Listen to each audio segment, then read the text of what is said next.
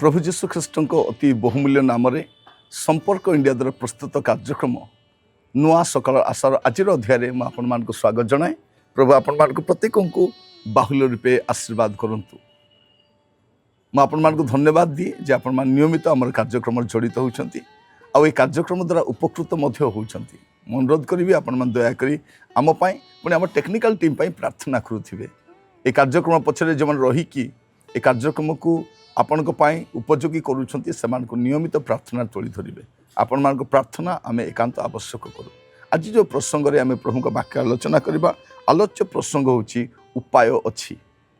उपाय अच्छी आम बेले भावु बोधे उपाय किसी ना अनेक विषय उपाय अच्छी। आज जो विषय कहवाई चाहे से विषय तो उपाय अच्छी।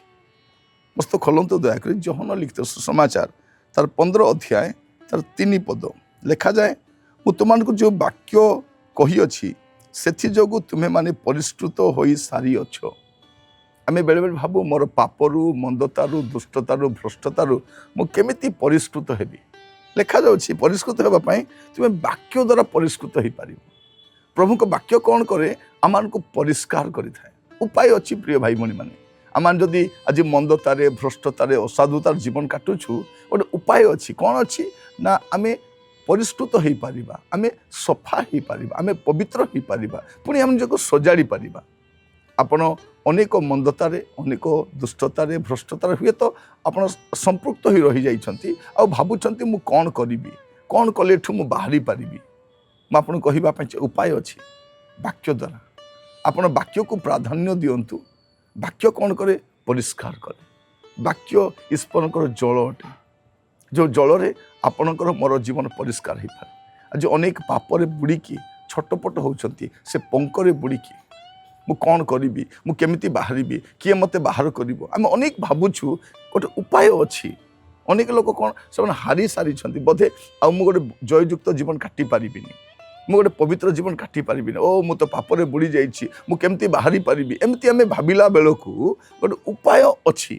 आजर प्रसंग होछि उपाय अच्छी। आपण भावंतु ना उपाय नहीं बोली उपाय अच्छी। कौन अच्छी परिष्कृत होबार उपाय अच्छी। आपण परिष्कृत हो पारिबे। प्रभु आपण को यह बुझीबा साहाय्य करंतु। जदि आपण कौन पापरे बुड़ी रही प्रभु का वाक्य आपण को साहाय्य करिवो परिष्कृत होबा। आम जो देखा यूहन्ना 17 अध्याय 17 पद लिखा जाछि सत्य द्वारा सेमान को पवित्र करो तुमर वाक्य तो सत्य। केमिति परिष्कृत हेबे वाक्य द्वारा परिष्कृत हेबे। वाक्य कौन करे आपण को परिष्कार करि थाए। मोर प्रिय भाई भणी माने प्रभुकर वाक्य केवल आम पे आशीर्वाद मंगल ही नुहे आमको परिष्कार मध्य करि थाए। जदि आज आपण जीवन में कौन पापरे संपृक्त अच्छी कौन मंदतार संपृक्त अच्छी आज गोटे सुजोग अच्छी कौन करें आप परिष्कृत हो पारे आप बाहरी पारे। वाक्य आज समय कौन हुए ना आम सब विषय को गुरुत्व दो। सबु विषय पे समय अच्छी वाक्य पे समय नहीं। आप देखते तो आपणकर दैनंदिन जीवन में आप गुड़े विषय को समय दौरान आ से समय देवाक बाध्य। आप रूटीन लाइफ रे गुड़े ही जाए। इवेन से मोबाइल आसी जाइए, आम टीवी आसी जाइए, आम बंधुवर्ग को मिसवा, आम जॉगिंग करवा, एक्सरसाइज करवा, मार्केट को जीवा, ऑफिस को जीवा, ए सब तो गोटे नियमित समय अच्छी किंतु वाक्य समय नहीं। तेणु आम अनेक अनेक पापरे एबे पर्यंत बुड़ीकी रहीचु आ अनेक तो से बाहर उपाय खोजिले भी पाऊना। उपाय अच्छी। शैतान चाहूँगी आप वाक्य दूर रुहतु। आपड़ जिते वाक्य दूर रे सेते अपरिष्कार जीवन काटिबे। वाक्य ही परिष्कार करे। वाक्य आमको चेतना दिए, वाक्य आमको परामर्श दिए। ସେଦିନ ଦେଖନ୍ତୁ ଅପବ୍ୟୟ ପୁତ୍ର ସେ ପାପରେ ବୁଡ଼ିକି ରହିଛି ଆଉ ସେଠୁ ସେ ବାହାରିବା ପାଇଁ ଚେଷ୍ଟା କରୁଛି କିନ୍ତୁ ପାରୁନାହିଁ। କିନ୍ତୁ ଯେତେବେଳେ ଚେତନା ପାଇଲା ସେ ବାହାରି ଆସିଲା। ପ୍ରଭୁ ଚେତନା ଦିଅନ୍ତି। ବାଇବଲରେ ଆମେ ଦେଖୁ ଯେତେବେଳେ ଆମେ ପଥ ହୁଡ଼ି ଯାଉ ଅବାଟରେ ଚାଲି ଯାଉ ପଛଆଡ଼ୁ ଗୋଟେ ସ୍ୱର ଆସେ, ଶବ୍ଦ ଆସେ। କ'ଣ କହିବା ପାଇଁ? ପଥ ଏହି ରାସ୍ତାରେ ଗମନ କର। ଆଜି ମୁଁ ବି ଆପଣଙ୍କୁ କହିବା ପାଇଁ ଚାହେଁ, ପ୍ରତ୍ୟେକ କହିବା ପାଇଁ ଚାହେଁ ଉପାୟ ଅଛି। ଭାବନ୍ତୁ ନାହିଁ ଯେ ଆପଣ ପବିତ୍ର ହେଇପାରିବେନି, ଆପଣ ପବିତ୍ର ହେଇପାରିବେ। ପବିତ୍ର ପରମେଶ୍ୱର ଆପଣଙ୍କ ପାଇଁ ଗୋଟେ ଯୋଜନା ରଖିଛନ୍ତି ଯାହାଦ୍ୱାରା ଆପଣ ପବିତ୍ର ହେଇପାରିବେ। ମୋର ପ୍ରିୟ ଭାଇ ଭଉଣୀମାନେ, ଅନେକ ପାପରେ ବୁଡ଼ି ରହିଥିଲେ ସତ କଥା, କିନ୍ତୁ ବାକ୍ୟ କତିକି ଆସିଲା ପରେ ସେମାନଙ୍କ ଜୀବନକୁ ସଜାଡ଼ି ପାରିଛନ୍ତି। ପୁଣି ଥରେ ସେମାନେ ପ୍ରଭୁଙ୍କ ସମ୍ପର୍କକୁ ଉପଭୋଗ କରିପାରୁଛନ୍ତି। କାହିଁକି? ସେମାନେ ସେଠୁ ବାହାରିଛନ୍ତି। ଆଜି ପ୍ରଭୁ ଆପଣଙ୍କୁ ଅନୁଗ୍ରହ କରନ୍ତୁ। ଦେଖିବା ଯଦି ଗୀତ ସଂହିତା 12 ପର୍ବ ତାର 6 ପଦ ଲେଖାଯାଉଛି, ସଦା ପ୍ରଭୁଙ୍କ ବାକ୍ୟ ସବୁ ନିର୍ମଳ ବାକ୍ୟ, ତାହା ମୃତ୍ତିକାର ଉମ୍ମାଇରେ ପରିଷ୍କୃତ 7 ଥର ପରିଷ୍କୃତ ରୂପା ତୁଲ୍ୟ। ଲେଖାଯାଉଛି ସଦାପ୍ରଭୁଙ୍କ ବାକ୍ୟ ସବୁ ନିର୍ମଳ, ଆଉ ସେ ନିର୍ମଳ ବାକ୍ୟ ଆପଣଙ୍କୁ ନିର୍ମଳ କରିଥାଏ। ନିର୍ମଳ ବାକ୍ୟ ଯେତେ ଶୁଣିବେ, ବାକ୍ୟ ଯେତେ ପଢ଼ିବେ, ଆପଣ ସେତେ ନିର୍ମଳ ହେବେ, ଆପଣ ସେତେ ପରିଷ୍କୃତ ହେବେ। ବାକ୍ୟ କ'ଣ କରେ? ପରିଷ୍କାର କରେ, ଆମ ଜୀବନକୁ ସଜାଡ଼ିଥାଏ, ଅସଜଡ଼ା ଜୀବନକୁ ସଜାଡ଼ିଥାଏ। ଜଣେ ପାପରେ ବୁଡ଼ିକି ରହିଛନ୍ତି, ସେ ପଙ୍କରୁ ବାହାର କରି ଆସିବା ପାଇଁ ବାଇବଲ ସାହାଯ୍ୟ କରେ, ବାକ୍ୟ ପରିଷ୍କାର କରେ। ଲେଖାଯାଉଛି ତା ମୃତ୍ତିକାର ଉମ୍ମାଇରେ ପରିଷ୍କୃତ 7 ଥର ପରିଷ୍କୃତ ରୂପା ତୁଲ୍ୟ। ଉମ୍ମାଇରେ ପରୀକ୍ଷିତ 7 ଥର ପରିଷ୍କୃତ ରୂପା ତୁଲ୍ୟ ହେଉଛି ପ୍ରଭୁଙ୍କର ବାକ୍ୟ। ଆଉ ଏଇ ବାକ୍ୟ ଆପଣଙ୍କୁ ପରିଷ୍କାର କରିଥାଏ।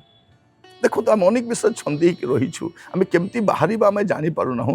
ବାଇବଲ ତାର ସମାଧାନ ଅଟେ, ବାକ୍ୟ ତାର ସମାଧାନ ଅଟେ। এটা ଆମକୁ ପରିଷ୍କାର କରିଥାଏ।